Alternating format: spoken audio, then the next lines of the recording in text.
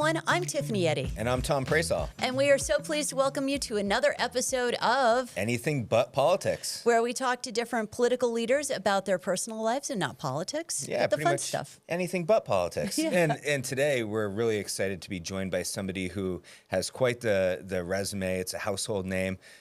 She served on the city council in Portsmouth. She served as a police commissioner. She has a small business, and she's done a great deal of advocacy work alongside being a mom. So without further ado, we'll introduce Stefany Shaheen. Thank you both so much for having me today. It's such a great chance to be together and talk about anything but politics. Yeah, it's a nice break, huh? Yes, it's going to be very fun. I'm looking forward to it. And that might be challenging for you in a way because you come from such a political family, like elephant in the room, but your mom's fairly well known in New Hampshire and nationally and internationally.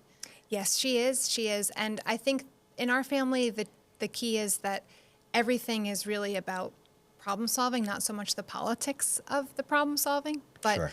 So we certainly have grown up with politics, but it's really been more focused in my life growing up on what are the issues that matter and how are we going to tackle those. But fun to be talking about stories and life and family today. I'm looking forward to it. And so talking about family, you're a mom of 4, correct? Yes. So, I mean, that's a lot, especially when you're working full time, running a small business, doing all the different things that you do. So I guess first question is how are the kids and how do you manage that that kind of work-life balance? Well, it's interesting. I remember thinking when the kids were little that it really was never about balance, but about trade-offs because you're trying to make decisions every day about where you needed to be in the context of all your commitments and what your family needed. We have entered a new chapter in my life because as of August 15th, when our son left for college, we are officially empty nesters for the first time in 26 years. So our oldest daughter, Ellie's 26, and then we have Anna, who's 24, Caroline, who's 21, and William, who's 19.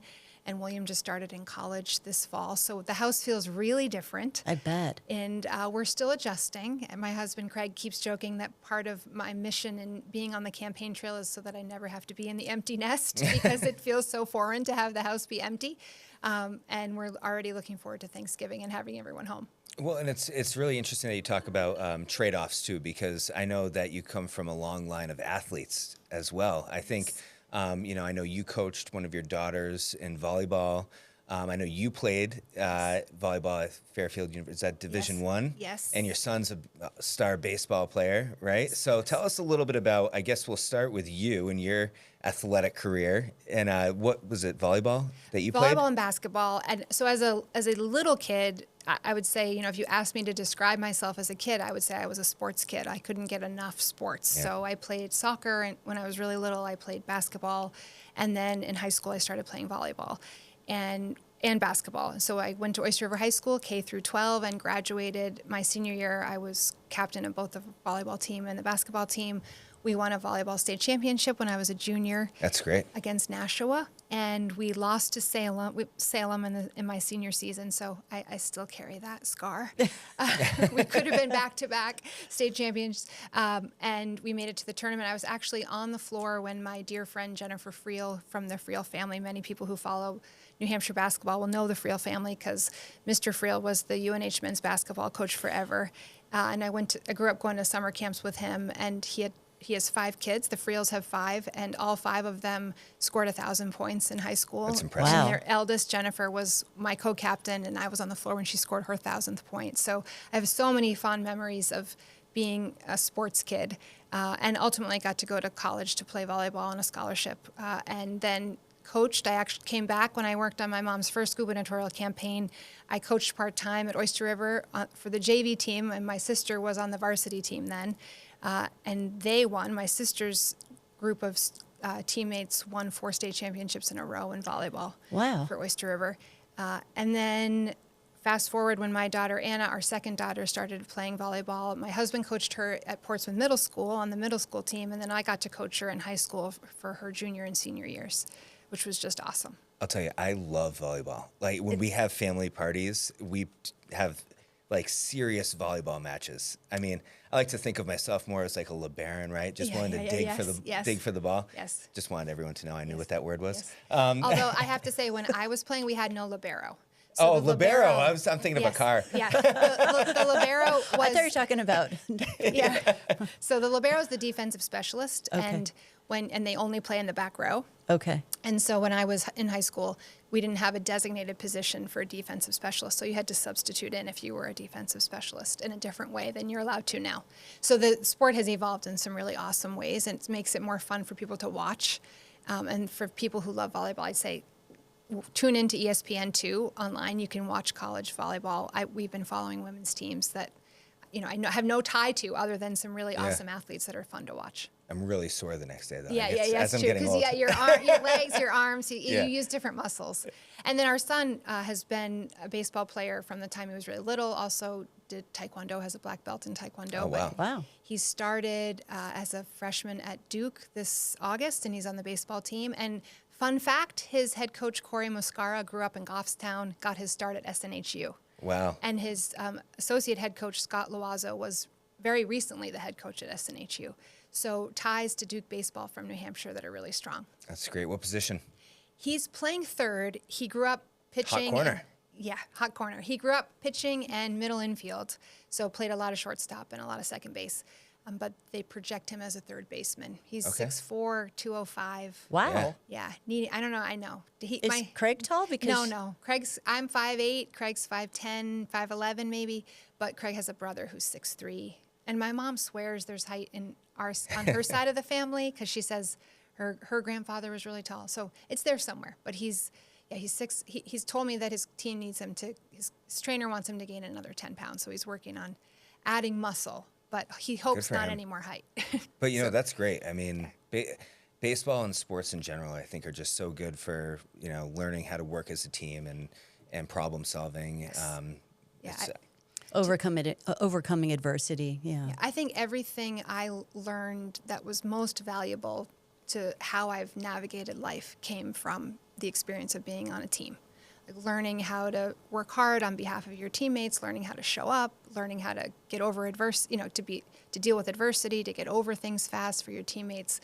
I can't say enough about the experiences it's given me, and also just how formative it's been to my life, and to see it happening in my kids' lives too. Yeah. And our 2 other kids are theater kids, and I keep reminding them those things are not mutually exclusive. They could have, have also chosen to do some sports, but yeah, they chose to be more focused on performing arts. So. yeah. And that's amazing. So years ago, I actually had the opportunity to come to your house and interview you and Elle. I think it was back when she was first diagnosed with type 1 diabetes, and you were kind of navigating that whole new chapter. And I remember how involved you were in really helping, make sure she was safe, and also fighting for a cure.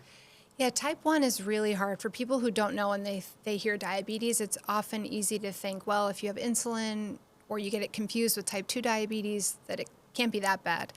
But the reality, especially for little kids who are going through all kinds of changes in their lives, it's really hard because you have to take insulin for everything you eat. And so at that time, when you first connected with us about that experience, Elle was pricking her fingers 8 to 10 times a day. Wow. She was taking shots of insulin 10 to 12 times a day, depending on what was happening in her day. So every little decision we made had a consequence and required some kind of action. Either take insulin, eat sugar, eat something, have something to eat, have more activity, and it's really hard. And even now, to this day, Elle was just home helping with the New Hampshire Film Festival for the weekend, and had a pump malfunction in the middle of the night and wasn't getting the necessary insulin, and so woke up feeling really sick. So there's always risks and complexity, and it's really hard. Yeah, and Yeah. it's got to be terrifying for you as a mom, because as moms, our first job and our first priority is making sure our kids are safe and healthy. And I know you've had a lot of sleepless nights worrying about her and making sure that she's safe. Yeah, I think every parent can relate to that feeling of bringing home a baby and thinking, how do I keep this little being safe? And in our case with Elle, because of the precarious reality of living with type 1, that feeling kind of never goes away, because there's always risk that she could get too much insulin or not enough insulin, and both of those things have devastating consequences if they're not caught. And so for 17 years since her diagnosis when she was 8, that's sort of the weight of what we've navigated to try to keep her safe. And she's incredible. I mean, she does the work, and she's just an awesome inspiration to all of us. But it's a big weight for her to try to carry alone. And I always say to her, as long as I'm here, you'll never carry this alone, because you can't. It's too much for any one person to carry. My brother-in-law also lives with it, the one I was mentioning earlier, who's really tall, Trent. He also lives with type 1. He wasn't diagnosed, though, until his late 20s, and so his dynamics have been really different. Also, hormones affect type 1, and she got diagnosed before her body changed, and she went through adolescence, so that also made things really challenging. And it's just in general kind of harder for women because of the kinds of hormones women have to navigate and what that does with the insulin. So we're on alert 24/7 and doing everything we can to keep her safe, but also really fighting hard for a cure. And that lived experience is part of what inspired me to run this time for Congress, because I feel like we have to do everything we can to accelerate treatments and cures, not just for diabetes, but for Alzheimer's and cancer and these diseases that are so damaging and challenging for people to live with. Yeah, and I think something that people aren't really necessarily aware of, I know you certainly are, is that we are getting closer to a functional cure for type 1 diabetes. And not only that, yeah, I mean, Vertex is making this, working on cell therapy, and it's functional. I mean, I think there's still going to be things that you have to do, but I think 10 out of 12 during the trials of the people who started this no longer need insulin. Mm-hmm. And it's wild to think about. And what's even crazier and phenomenal is that it's happening here in New Hampshire. Yes. Right? Yes. I say all the time, every time we need just another ounce of hope, and yesterday is no exception because of what happened with Ellie's pump malfunction over the weekend, I always say, the cure is here. It's just a matter of how much time and pressure to accelerate getting into people's lives. And it's going to be made in New Hampshire. Yeah. So for anything but politics listeners, you've heard it here first if you haven't heard it already. Between Vertex work with Lonza Biologics at Pease and ARMI, the Advanced Regenerative Manufacturing Institute in Manchester, which is also accelerating the manufacturing process of how you make these cells and then making those available to researchers.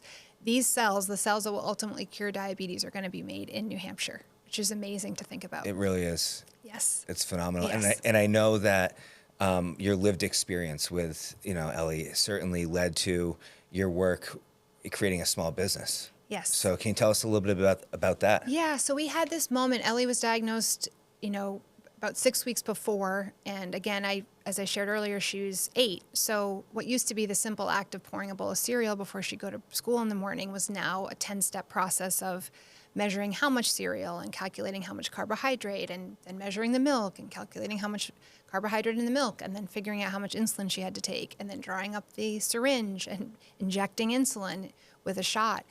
And there was this moment, and she was rushing to try to get out the door, and she was so frustrated by all the steps, and she took the box of cereal and threw it across the counter and said, "Why does this have to be so hard?" And I remember thinking, why does this have to be so hard? Why can't it just be more straightforward to prepare meals and to know how much insulin or how much carbohydrates in the food you're going to eat? And at that time, this was 2007, late 2007, before apps on smartphones. I had a Calorie King book I was carrying around, and I'd have to look up. And a lot of times nutrition facts labels are not accurate, unfortunately. And at that age, she was taking half units of insulin, which is just a tiny, tiny amount. And if you're off, 10 grams of carbohydrate, it throws her into a really low blood sugar, mm-hmm. or can make her feel really lousy because she gets a really high blood sugar. So that's what ultimately inspired us to start the company called Good Measures, which we patented a technology platform that allowed us to make personalized recommendations for people based on their age and gender, their health status, what conditions they were managing, what medications they were taking. And we connected them to registered dietitians and certified diabetes educators, because right now our healthcare system allows you to see a registered dietitian once or twice a year. And yet, when you're living with a disease like diabetes, you're making hundreds of decisions weekly that impact your disease.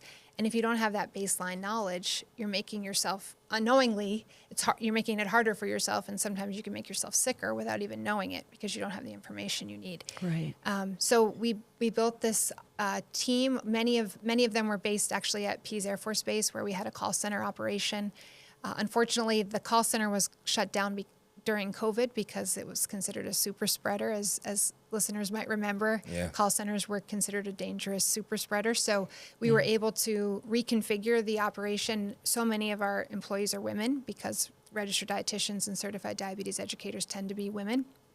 And a lot of those folks were also now having to deal with the challenge of helping their kids who were learning from home because schools were closed. But we figured it out. We navigated the challenges. We got a virtual infrastructure set up so people could work from home. They were able to schedule themselves so that if they needed to step out to help a child log into school or to help with lunch or whatever would work best for their families. And we made it work. We actually were able to serve more people during COVID than at any other point in the company's history. And that's actually part of why I'm so sensitive about some of what's happening with the tariffs to our New Hampshire small businesses right now, because there's so much uncertainty. And I know what uncertainty feels like when you couldn't have prevented it, and how damaging that can be and how challenging.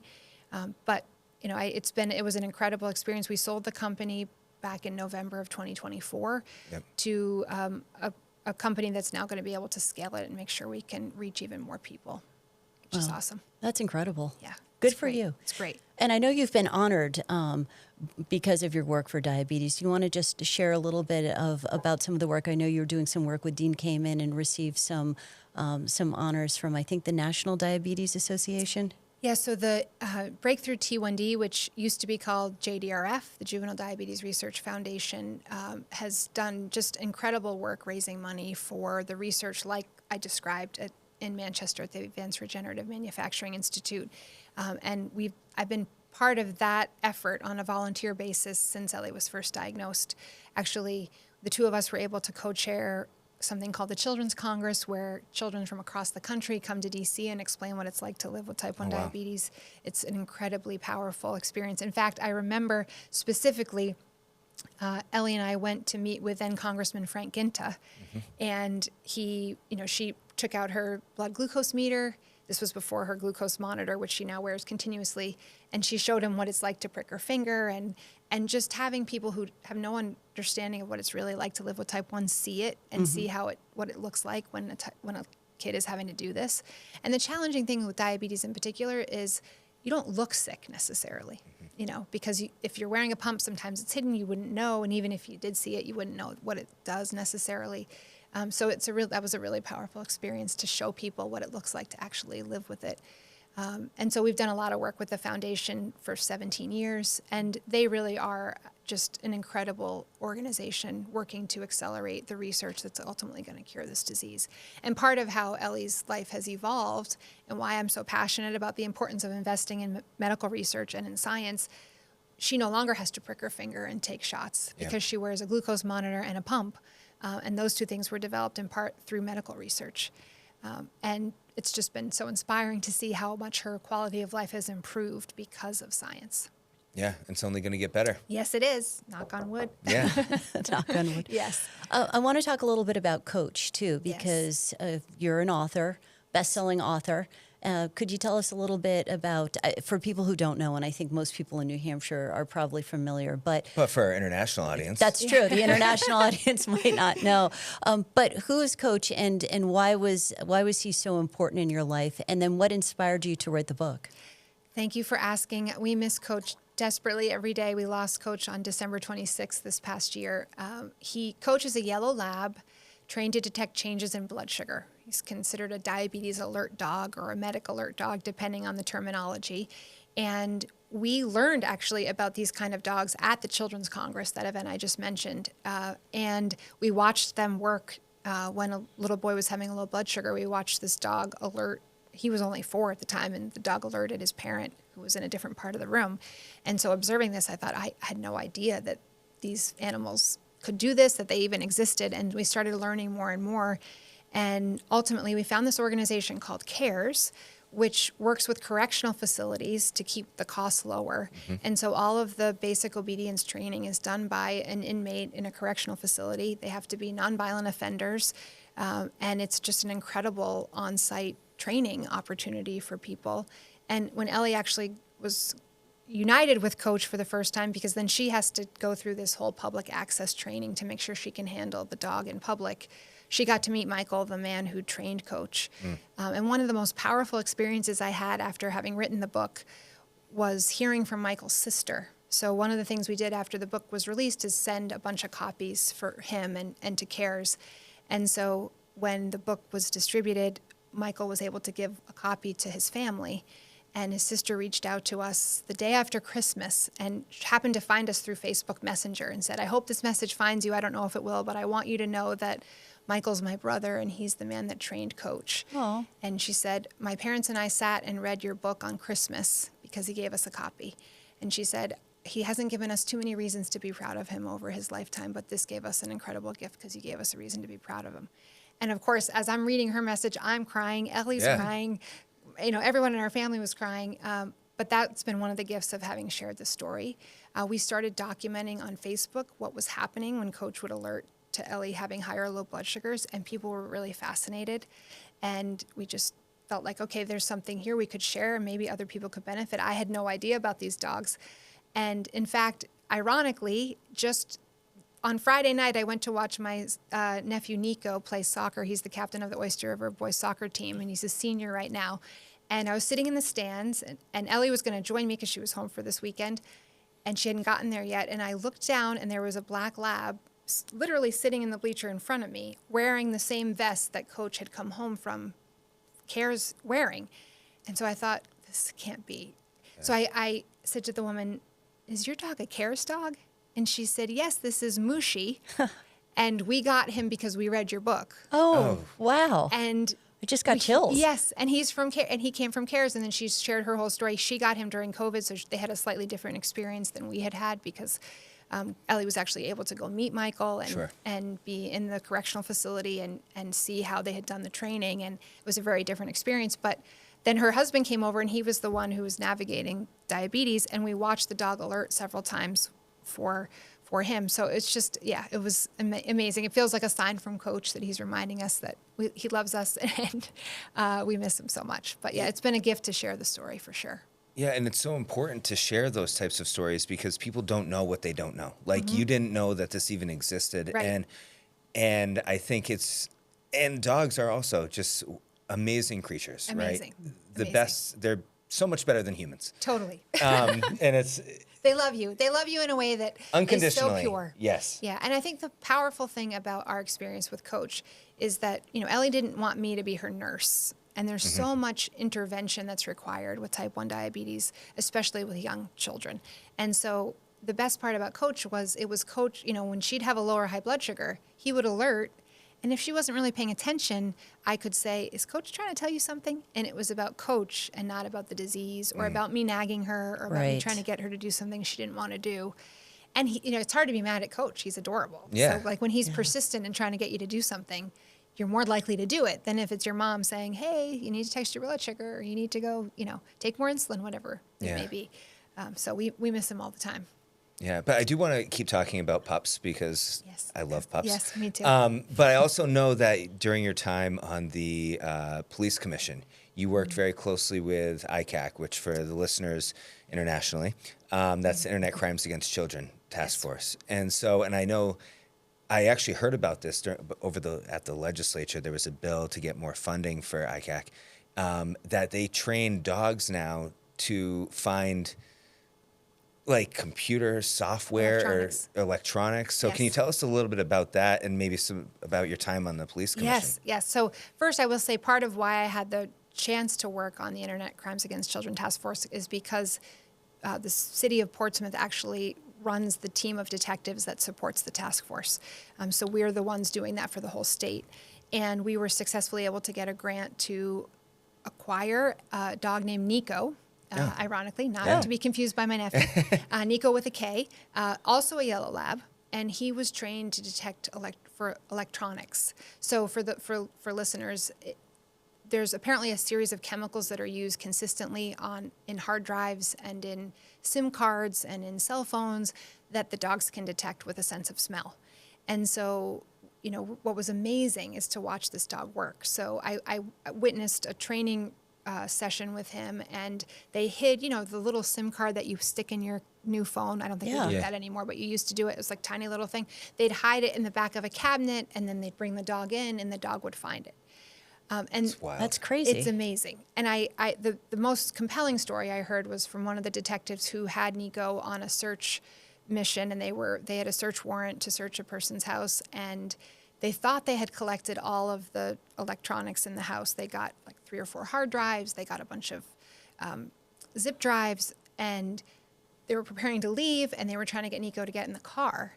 And Nico wouldn't get in the car. And the handler kept trying to get Nico in the car, knowing they had swept the house. Yeah. And said, well, Nico's trying to tell me something, so I'm going to follow him. So followed him 3 driveways down from the house they were searching. And Nico alerted on a trash bin that was behind the person's house.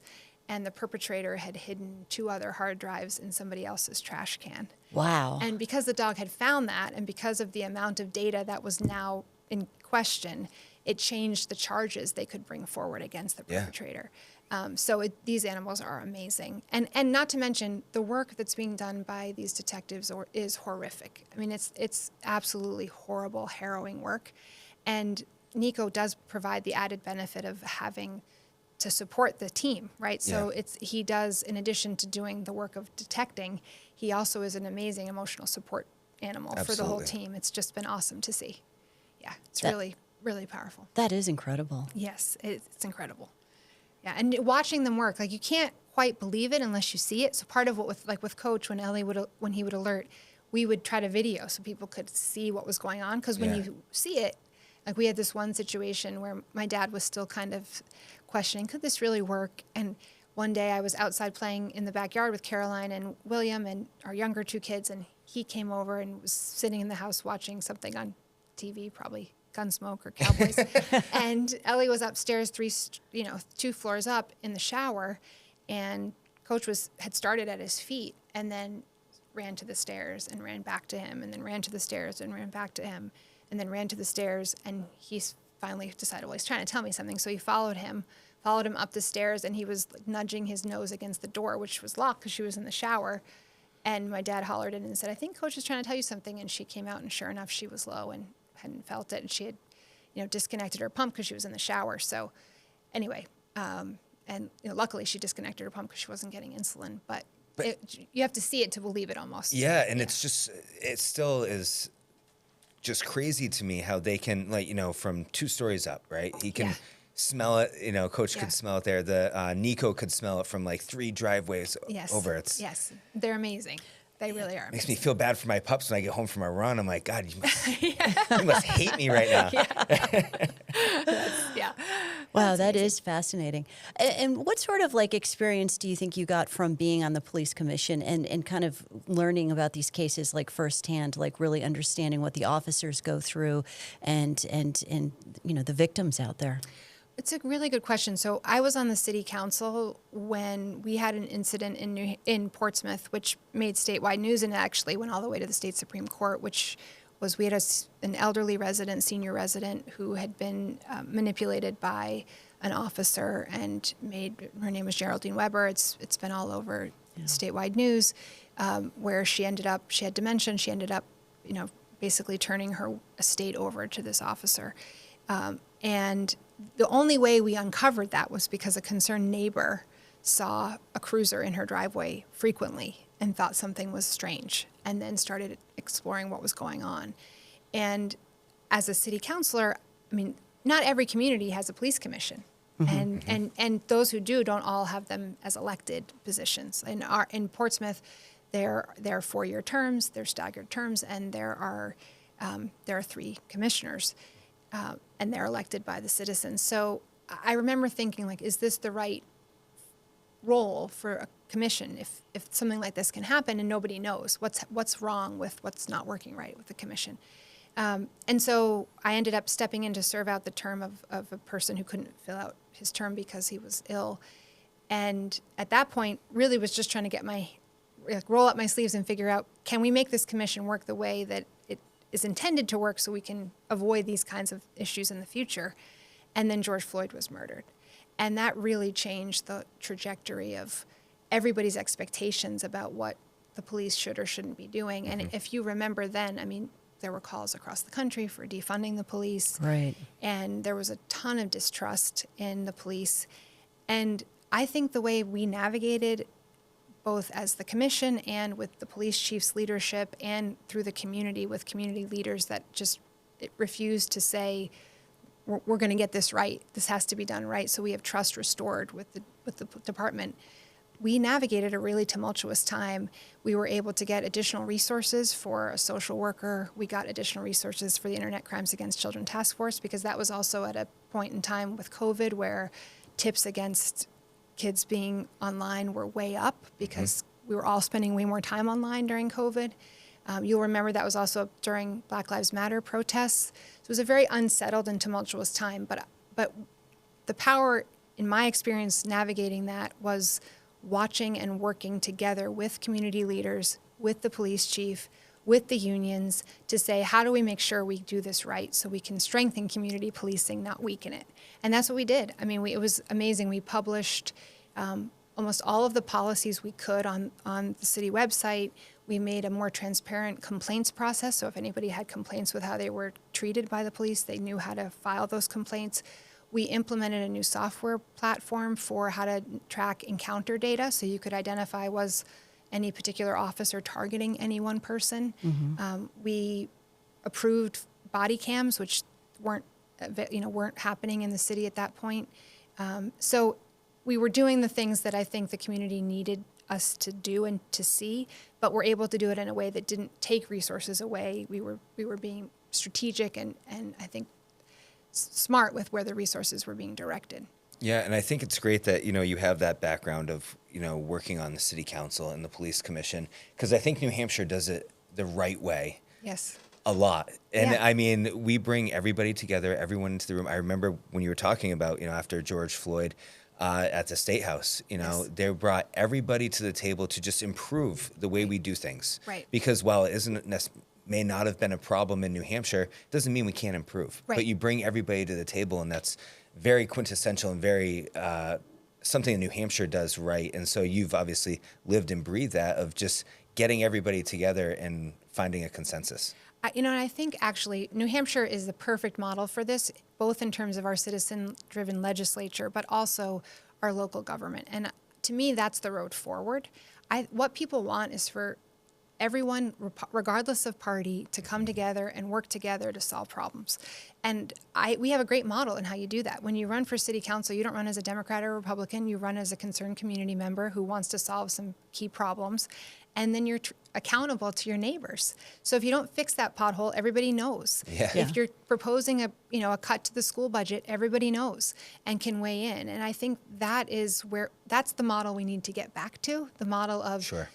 real people trying to solve real problems for their neighbors.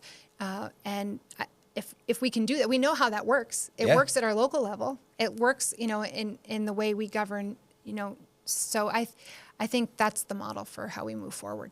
And I think the advantage we have too in New Hampshire is we're a small state, and especially you and you've been here your whole life. I've been here for almost 30 years now, but you get to the point where you kind of know who to call, and it's wonderful because they pick up the phone too. And so I think with your experience and having been around for so long, you must know so many different people that you can just be like, hey, it's Stefany, I need your help. Can you come on board and try to help me get this across the finish line? Yeah, to me, what's been such a gift for this campaign and the chance to be in so many different communities across the 1st Congressional District is reconnecting with people. New Hampshire's a small place. People are accountable to each other. People they remember how they're treated. They expect to be treated well. They expect that you're going to follow up and respond. And, one of my favorite, most recent stories is my middle school music teacher hosted a house party for me in Madbury a few weeks ago. Aw. And in that room, in his living room, were my elementary school basketball coach, my middle school music teacher, my high school guidance counselor, and my school nurse. And I was joking that I hadn't been more nervous for an event in ages because I didn't want to disappoint my teachers. But it really is, I think, a testament to the connections people forge in New Hampshire. This is our state. These are our neighbors and friends. And so that's been, in my view, that's been the best part. The best part of this is people and working hard to connect to people and listen to people about what challenges they're facing. And people are really forthright. They want to be heard. They want leaders who are willing to listen. And I think that's ultimately what's going to get us moving forward together. Yeah, I mean, I've never met a shy New Hampshire voter. No, and I love that because it gives you a chance to hear where people are coming from, and the spirit in which they're coming to the challenge, whatever challenges they want to share about. Yeah, absolutely. And I think you can get a lot done in New Hampshire. This is a place where you, like I think your example right there with working on the internet crimes against children, but you can really make a difference. You can really get something done. Yes, exactly.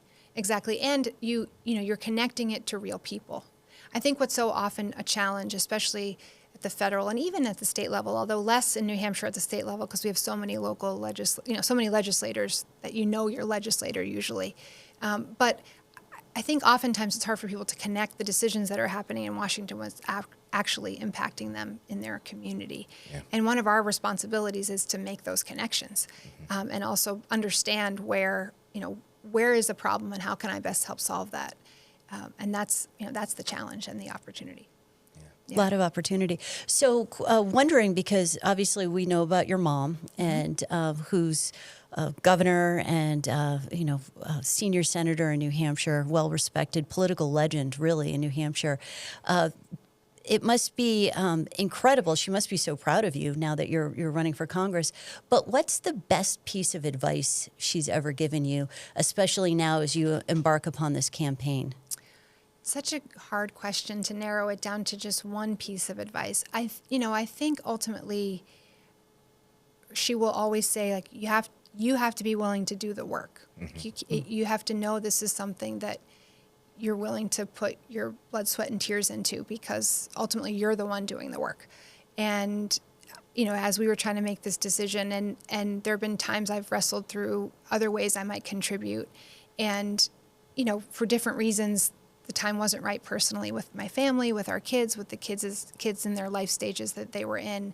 And she was always really helpful about thinking through, how do you make this decision? And then my favorite quote she always gives is, it's not about making the right decision. It's about making whatever decision you've made right. And leaning into it. Once you've made the decision, do everything you can to make it right and make the best of it. I was thinking today on the way over here of fun stories, and probably my funniest campaign story with my mom is I was a college kid and I was driving her to an event, and we were actually driving to an event in Manchester to meet with labor union, and then we had to go to an event after that. And so we were driving her, then Dodge Caravan, the maroon with like the wood panel, the fake wood panel siding. Yes. Yeah, we had that. That one had almost 300,000 miles on it. And so I was driving, and after the labor union meeting, we got to the gas station, and I was pumping the gas, and she had gone in to run to the restroom.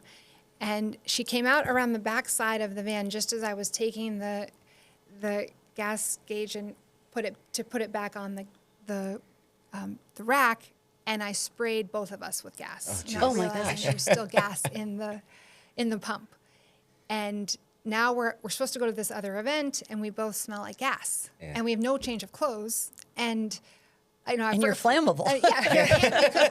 Don't let him in. Yeah. And I'm feeling terrible because I've sprayed us both with gas, and I'm thinking like my one job was to get her to this event, and now we both smell like gas. So we decided, okay, well, we'll air ourselves out. Like, we'll keep the windows down. It'll be fine. By the time we get there, it'll evaporate. So we get into this event, and, I'm standing next to her, and she's talking to somebody, and they say, what's that smell? It smells like gas. I'm like, maybe we need to call the fire department. And I have to say, no, that's my fault. Sorry, I sprayed us both with gasoline.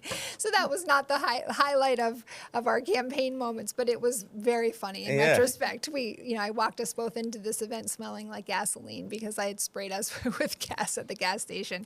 But anyway, we've got a lot of funny moments on the trail. That's the new Chanel number 5. What are you talking about? Everyone's just don't call the fire department, please. Everybody's wearing. Well, you could just tell them, Mom's gotten really into working on trucks lately. I can't get her out of the garage. Yeah, that was funny. So we know that you're an entrepreneur, a mom, but but kind of along the lines of that funny story. I mean, what else? What do you do for fun? So most of the stuff I would say is fun is watching my kids do whatever they love to do. And we've been doing a lot of baseball, which is, I can't get enough baseball, truthfully. Even if William's not playing, I'm watching Red Sox if we have a chance to watch. So I do watch a lot of sports and cheer on a lot of, with William right now, but also with Anna. Up until last year, she was playing college volleyball too. So I got to watch a lot of sports. I take a lot of long walks in the morning. That's sort of a mental health thing for me, is start the day with a 2.5 mile walk if I can fit it in early. And I did train for the Boston Marathon, although I can't say that's what I was doing for fun. That was sort of Did you run the Boston? I ran the Boston Marathon. Oh, you did? God love you. I ran the Boston Marathon in 2024 on behalf of Joslin Diabetes Center as a fundraiser. And actually part of, it was funny, I had a chance to share the story on New Hampshire Chronicle and with Aaron Phalo. And I mistakenly said, because I had been dealing with a knee injury, I mistakenly said, if I have to, I will crawl across the finish line. Well, then it was like, then I had declared it publicly that I would do this. And I had raised a lot of money. We actually set a fundraising record for diabetes research. But I ended up hurting my knee about 4 weeks away from the race on my second really, really long run, like the second 20-miler. And didn't really want to find out what had happened to the knee because I was afraid I'd be told I couldn't run. So I did it anyway, and I ran the marathon and found out after the fact that I ran it on a broken femur. Oh my goodness, that must have been so painful. Yeah, it was not smart. Yeah. But I did it. I finished. Yeah, that's impressive. And it was amazing. It was a bucket list, goal forever. And it was right before I was turning 50. And I had one more year as a board member at Joslin at the time. And so wanted to make sure I could do my part before I cycled off the board. And so it was an amazing experience, but I did it on a broken femur. I give anybody who can run a marathon. I can't believe that. Credit, so the fact you did it on a broken femur is wild to me, but anybody who can run a marathon, because for me at like mile 3, I'm like, is this ever going to end? This is awful. Well, and it's funny because before I decided, because Craig was saying to me, honey, I don't know if it's a good idea. Like, you don't run. I was not a runner. I mean, like I said, I walk all the time, but I was never a runner.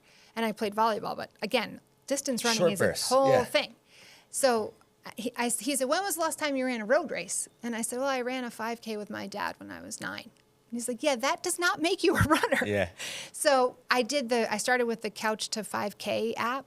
Okay. And because during COVID, I had not been as active as I needed to be to keep myself healthy. And that helped me get started. But distance running was not my thing. But I decided I just needed to do this. And well, you figured it out though. Yeah. The best part was right before about 2 miles before the finish line, I was running past a woman, and out of the corner of my eye, I saw her get sick and kind of like collapse. And I looked back, and she was there by herself. And so I turned around and asked if she needed me to get her medical attention. And she said, no, but will you stay? And so I stayed with her. And meanwhile, I wasn't thinking. My family at the finish line was tracking me on the app. Oh, and they must have been worried. Yeah, so then they thought, I stopped, and then I'm sure they were thinking I was the one that was in trouble. And so I stayed with her and was just talking to her and got her to drink some water. She had explained she had just gotten out of the medic tent. And I said, well, can I stay with you, and let's just see if we can get you moving, because if you sit here, the lactic acid's going to just... 100%. And so she said, yeah, okay. So I got her up, and she, put her arm around me, and we started walking. She got sick all over me. She kept drinking. We kept walking, and we finally turned this corner, and she had her name across her jersey. It was Jules, and she was running for a Mass Eye and Ear. Oh, ironically, where Elle had also been treated for something in the past.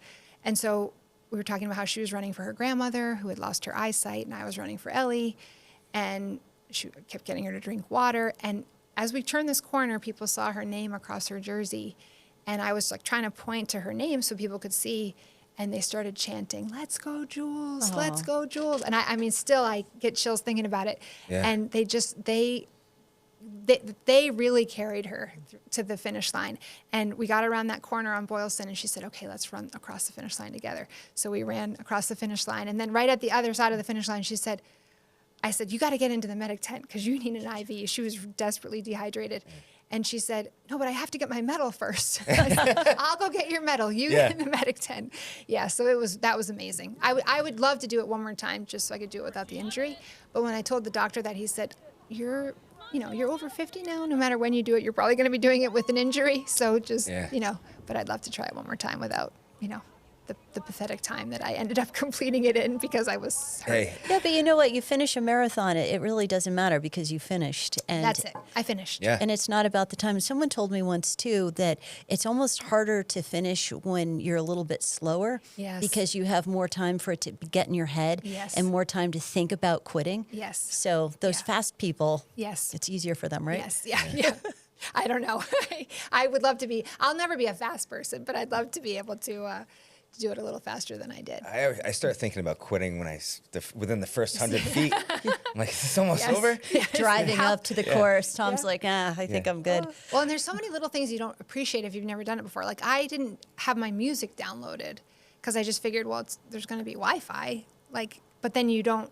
There's so much demand on the system that you can't really. So then I was like listening to the same downloaded podcast over and over, which not exactly inspiring. It's like, where's the eye of the tiger? That's what I needed to get me through. But anyway, things you learn after you do it the first time.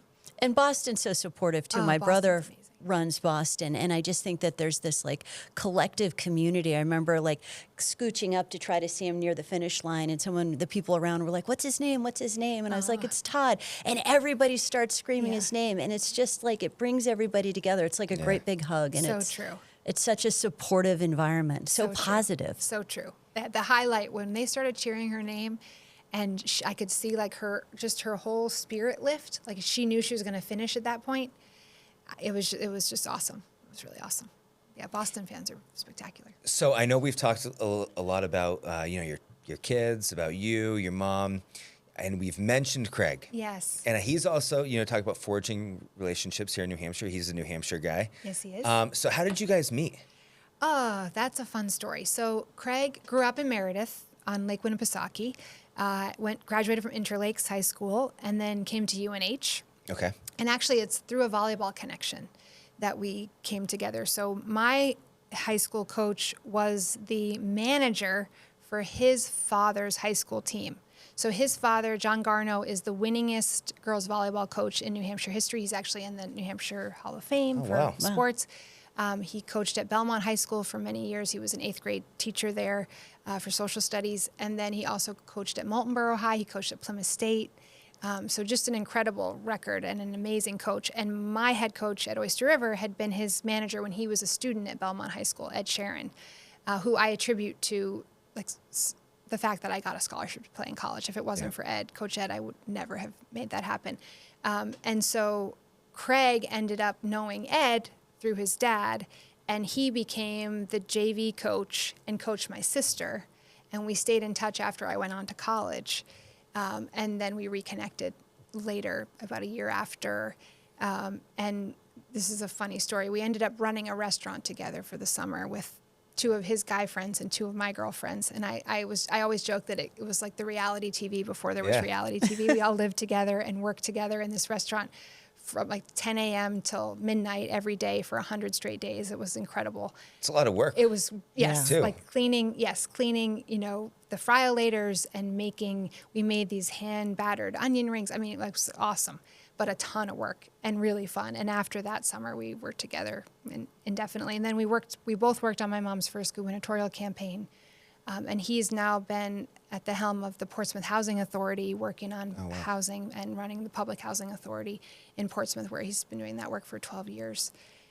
So he's been on the housing and real estate side for a long time. Yeah, and getting incredible accolades too. Yeah, he actually built a LEED certified, one of the first ever, I should say the first workforce housing building in Portsmouth in 50 years. Oh, wow. And part of our challenge, I mean, we've talked about this earlier, but the housing affordability in New Hampshire is such a huge challenge for families. And one of the issues is how you finance these projects. And his project in particular was held up in the courts for 6 years, even though the Housing Authority is a nonprofit. They owned the land. It was abutting another building that they already managed that was public housing, and still it was impossibly hard. Yeah. But now it's open, and they are home to 64 residents, all of whom live and work in Portsmouth now.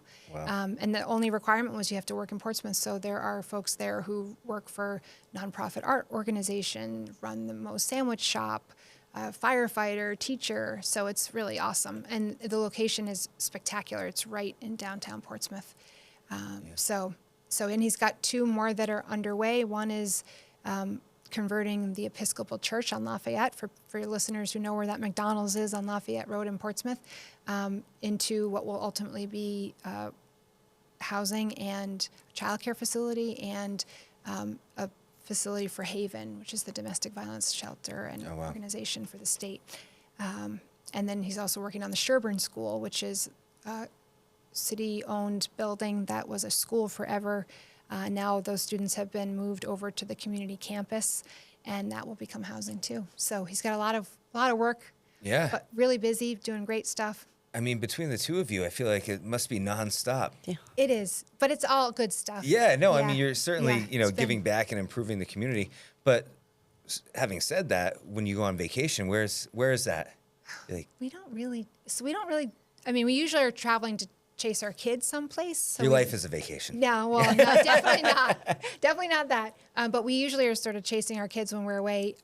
Historically, my parents have taken our whole extended family between Christmas and New Year's to Key West, sort of yeah. the family vacation. We're not doing that this year, though, because my niece is getting married on New Year's Eve, so we'll all be home for good that. for her. Yeah.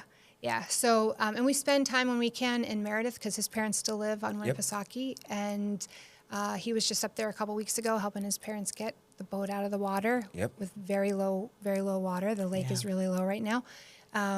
And now we've got a place to visit for baseball, which is North Carolina. Yeah. And this is sort of a funny fact. Breeze Airways just added flights at Pease. Oh, yeah. And they have a round trip from Pease to Raleigh, Durham, which is the airport for Will's school. And I found out one-way trip is $55. And Will said, I may have to call them and say they need to increase their rates. Otherwise, you're going to want to be here every weekend. Yeah. I said, nah, the campaign schedule won't let me be there every weekend. But it's pretty awesome. I mean, Yeah, to no, that's great. Yeah. So I haven't tried it yet, but I'm hoping it'll work. Oh, and Yeah. Pease is a great airport. It's so Yeah. easy, parking right there, super easy. Want to give a plug out to Pease. Yeah. Question though, you mentioned Haven, and isn't that an organization that you've been involved with in the past? And just maybe recap what Haven is and what was your role with them? Sure. So Haven is a statewide organization committed to helping women who have been victims of sexual and domestic violence. They provide a safe place for women who are trying to leave a violent situation. My first job was with then a safe place, which ultimately became Haven in a merger and with a new branding exercise years later. But when I was in college, I came home and I was working in at a safe place, and I was an intake operator. So for people who were calling and trying to leave a dangerous situation, they'd get me and several of my other colleagues, and we'd help walk through the process of getting them safely brought to a safe place shelter.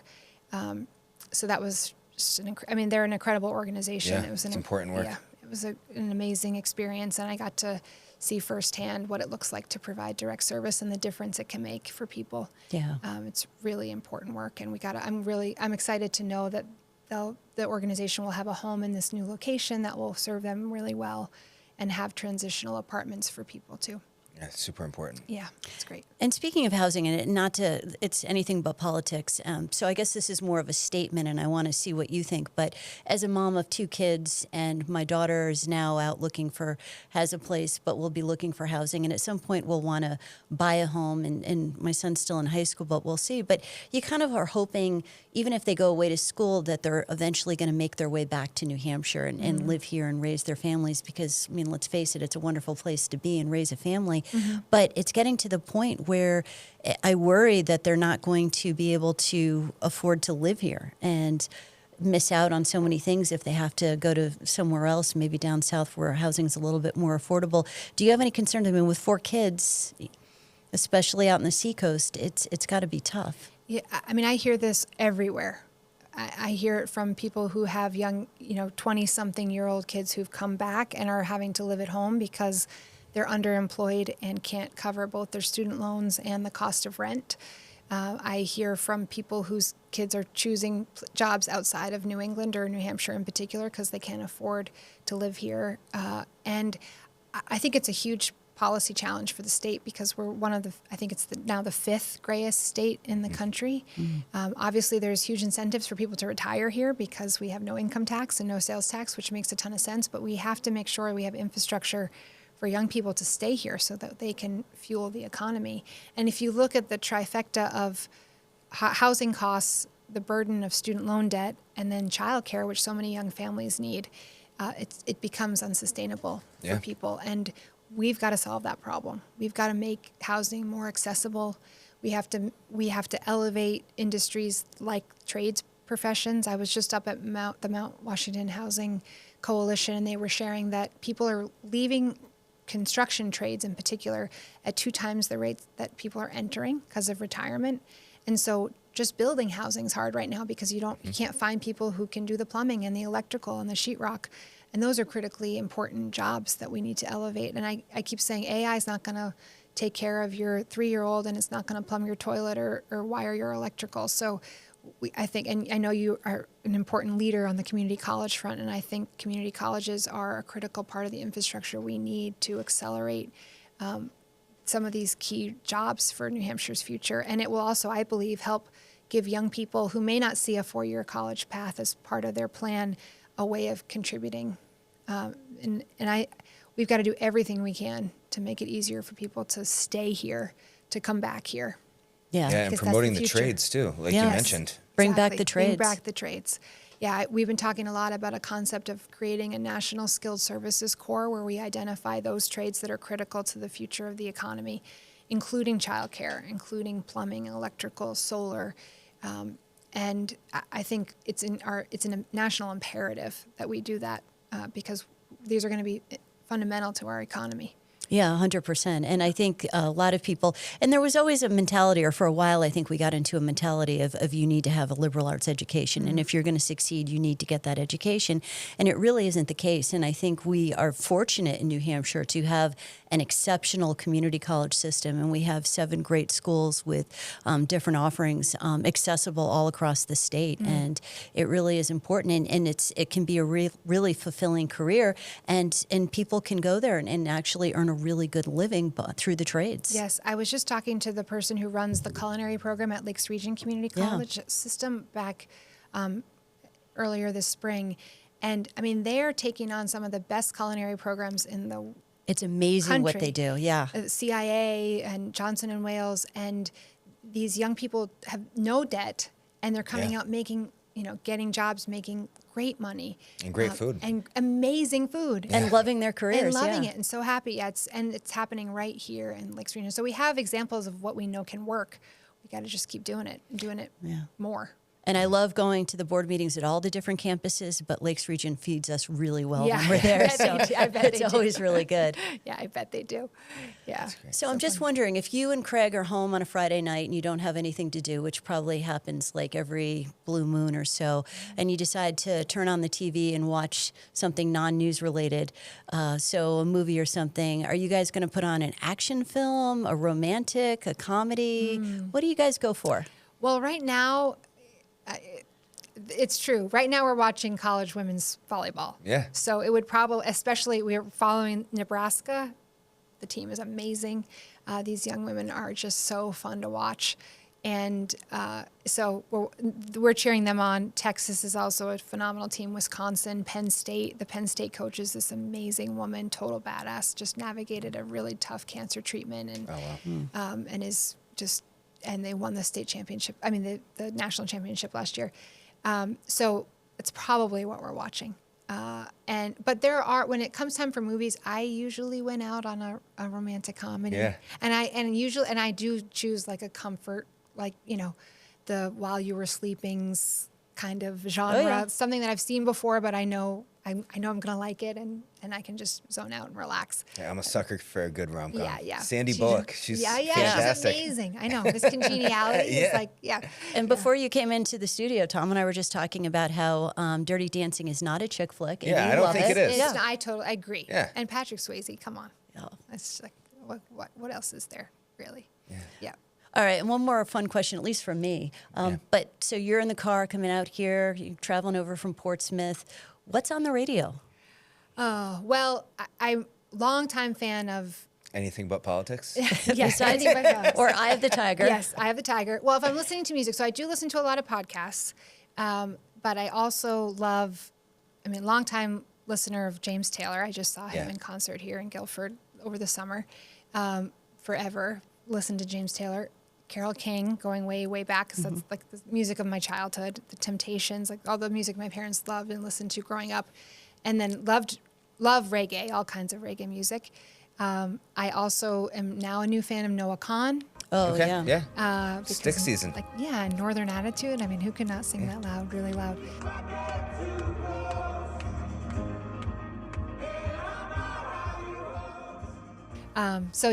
That's usually what I'm listening to for music. But then I do listen to a lot of podcasts, and I think like the Bear Book podcast. Yeah, that was really good. Fascinating. Smartless is good. Yes. And, Bear Brook and Serial, with roots in New Hampshire. Right. Yeah, I feel like I think New Hampshire is a big part of what has really created this whole Yeah, new- NPR's done a really good job with the podcast. Yeah, National Public Radio. And the 13th Step, I highly recommend if people haven't heard that one yet. It's incredible.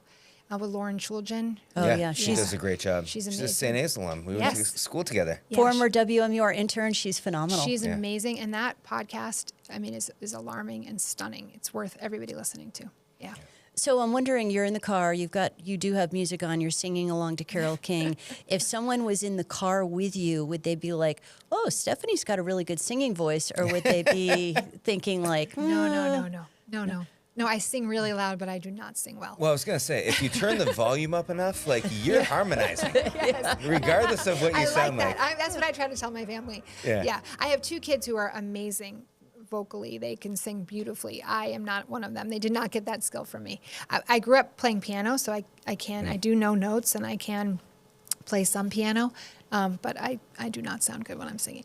No. So I Just remember usually the volume apologize. trick. Yes, exactly.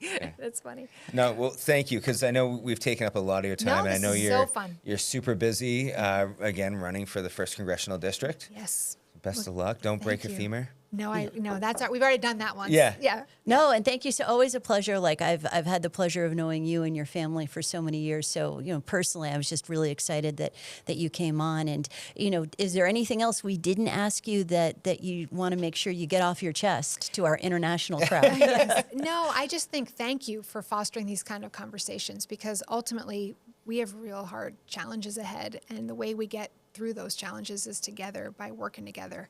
And I think fostering relationships and friendships that allow you to get through the hard stuff is an important thing to be doing right now, more than ever. So thank you for your leadership to do that. It's been fun, really fun to be part of it. Well, thank you for your time. A real pleasure. Thank you. All right. Well, we had Stefany Shaheen, candidate for the 1st Congressional District. Thank you so much for coming on. And this was another episode of Anything but politics, and we'll catch you next time. Thank you so much for listening.